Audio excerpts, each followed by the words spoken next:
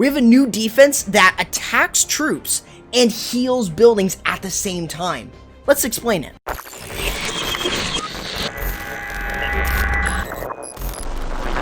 What's going on, my friends? My name's Corrupt. Welcome back to sneak peek number 3, where we're going to be going over the brand new defense for Town Hall 14, the Battle Builders. You'll be able to upgrade this from level 1 to level 4 at Town Hall 14. Now for Town Hall 13 and below, you will not see this upgrade image. It is just going to show the info and builder boost. You will not be able to see the upgrade until you get to Town Hall 14. Now instead of showing you guys the upgrade time, cost, and also the appearance and stats, let's go ahead and give you guys all of that on screen. That way you guys can see everything in terms of its upgrade, its cost, and how it looks and its stats.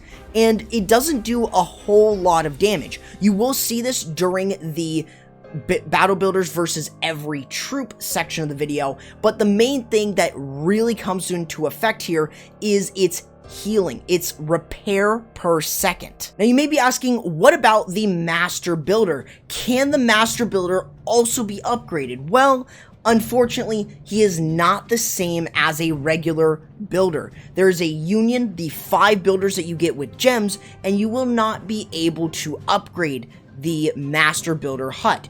You can only upgrade the normal builder huts. Once the builder hut becomes a defense, it will attack anything within a 6-tile range. Along with this, the builder will heal anything within that 6-tile range. This means that he can heal anything from defenses like the town hall all the way to other non-defensive structures like army camps or barracks, as long as they are within their radius. Now the builder will prioritize its own builder hut over any other structure. So if a giant is going to be attacking it, then it will repair its own building instead of continuously repairing a different building. You can also have the builders actually protect each other's builder huts. You can actually have them all heal up the same building. As you can see from here, you can use multiple giants and then they will continuously heal each other's buildings as long as they are within range of each other, and thus it can really change some interactions. The Battle Builder healing can also stack, so if you were to use something like a P.E.K.K.A., which usually would be able to take on a Town Hall by itself, unfortunately, the Town Hall will beat the P.E.K.K.A. all because he has all 5 of the builders healing it up, which is a significant thing, therefore making it a little bit easier for you to defend your Town Hall with the builders against a particular unit. However, if any of the builder huts start to take damage, the builders will move off and move away from it to go ahead and take care of it. But remember, the builder huts also deal damage to any troop. The builder is immune to all types of damage from any source. This includes troops, heroes, and spells. However, there are different spells that you can use to slow his healing down. A poison spell can slow down his healing on nearby buildings significantly, and a freeze will just halt him. It will not let him do any healing whatsoever. However, you can also use lightning and invisibility to reset his target for repairing.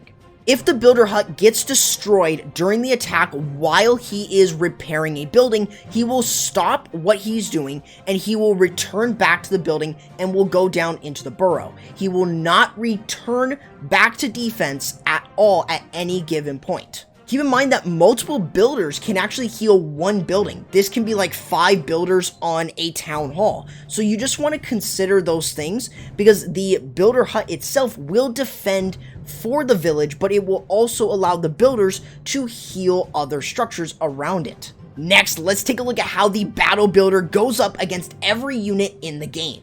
First, let's start with the Barbarian. a group of barbarians will be able to get rid of a builder hut. Unfortunately, with the repair, it is going to be a little bit tougher for a smaller group to get through, but since they hit a little bit faster, they will be able to take it down and offset that builder's repair. Next up is the archer. A group of archers are necessary because they are very, very weak by themselves. So being able to get through with a handful of archers will offset the healing from the builder. Next up is the giant. He's a bit tankier, but he doesn't do as much damage. So you would technically need 3 of them in order to get through to offset the amount of damage and repair that the builder hut is doing. Next is the goblin. The goblins, you will need a group of them in order to get through because they hit fast, however they have very low HP, very similar to barbarians in a way, but they will still be able to get through regardless. Next up is the wall breaker, and you're gonna need a good group of them in order to get through something like the builder hut. But usually this is not going to be realistic as they won't target it unless all the walls have been taken down. Next up is the balloon. You will need about 2 balloons in order to get through something like this. And both the death damage and, of course, 1 hit will be able to take down a builder hut. Next up is the wizard, and you're gonna need a good group of them in order to get through. About 3, 4, even 5 of them will be able to get through a builder hut, but just 1 won't be able to. Next up is the healer, and unfortunately the healer really doesn't do anything to it, so it's just gonna kind of sit around there. It will get taken down after a couple seconds. You can use it to tank for something like a wizard, but normally it's not really gonna be the best thing or the best interaction. Next up we have the dragon, and 1 dragon is all that you're gonna need in order to get through. The amount of health gets decreased from the dragon is not very much, and it's gonna survive right through the builder hut. Next is the P.E.K.K.A, and very similar to the dragon, you're only gonna need 1. It's way too tanky, and it also does a lot of damage per swing. It's only gonna take 2 swings, and down it goes. It's pretty simple stuff. Next up is the baby dragon, and very similar to the dragon and the P.E.K.K.A, you're only going to need 1 of them. With the rage ability, the baby dragon will lose a good amount of health, but they'll be able to take down the builder hut with no problem at all with that tantrum ability. If the baby dragon does not have its ability active, it becomes a different story, because now that is a big part of the baby dragon's damage, and when it doesn't have it, it will struggle a little bit more versus the builder hut, and it will actually lose. Next up are the miners, and these guys will be able to get through it with no problem. You will only need 3 of them to get through, and therefore it will offset the damage from the builder hut, and you'll be able to get through with no problem at all. Next up is the Electro Dragon, and the Electro Dragon versus the builder hut, it's pretty much going to be very similar to anything. It will take it down. It just doesn't do that much damage, and of course the E-Drag will offset any damage. Now, along with this, the E-Drag chain, the further away the builder hut is, it will then do less damage to it. So it may take a little bit longer for an Electro Dragon to take it down from a further distance without the use of a rage spell. Next up is the Yeti, and very similar to any other tank, it will be able to get through. It does also have the help of the Yeti Mites, and they'll be able to get through it with no problem. The Yeti Mites will just speed through that and be able to help the Yeti take it down. Next up, let's talk about the Dark Elixir troops. First for the Dark Elixir troops is the minion, and you will need a good amount of minions in order to clear through this, as they just don't have enough health, but they do a strikingly good amount of damage in order to get through different buildings. Next up we have the Hog Rider, and you're going to need about 3 of them in order to get through. 3 is a good amount. You could only use 2 as well, and that can easily breeze you through with the Hog Riders. Next up is the Valkyrie, and you're only going to need 1 Valkyrie in order to get through. The Valkyrie does enough damage, and it's tanky enough to get through just a single builder hut, even though it may survive with less than half health. Next up is the Golem. Yeah, the Golem here, it'll be able to get through. Unfortunately, though, it's not really going to do nearly as much damage, and it's going to be healed over over time, and along with that, it's just not going to do that much damage to the golem. Next up is the witch, and you're going to need about 2 to 3 witches. You need the skeletons. The skeletons are a big factor to why the witch can actually take it down, because the more distraction you have, the better it is for your witches to get through the builder hut. Next up is the bowler, and the bowler, you're only going to need about 3 of them. They don't really have a lot of health, but they do quite a bit of damage in a group. So having 2 to 3 of them, they will be able to get through, and they will be able to offset the amount of healing that the builder hut gives. Next up is the ice golem, and unfortunately the ice golem, very similar to the golem, it's really not going to go really well.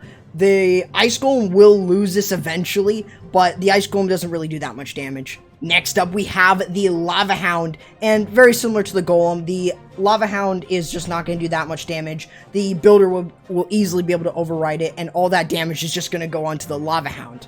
However, when the lava hound dies, it spawns the lava pups, and those lava pups are actually enough to get through the builder hut, because they just do so much damage within a group. Last, for the Dark Elixir troops, we have the Headhunter. You will only need 3 Headhunters in order to get through, since they don't have nearly as much health, but they also do quite a bit of damage, so you'll be able to get through it with no problem at all. Next up, we have the heroes. Starting off with the Barbarian King. You will be able to get through these buildings really easily. The Barbarian King has enough health, he'll be able to get through it with no problem whatsoever.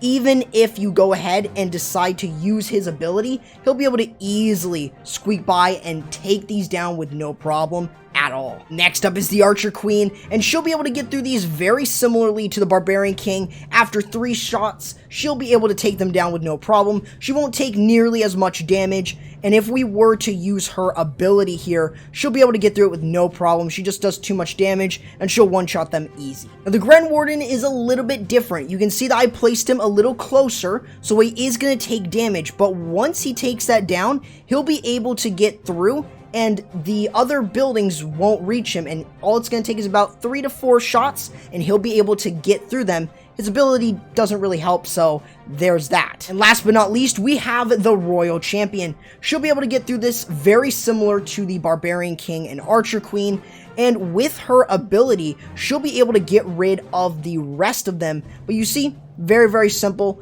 and once she uses her ability, she'll be able to take them down all under 1 hit.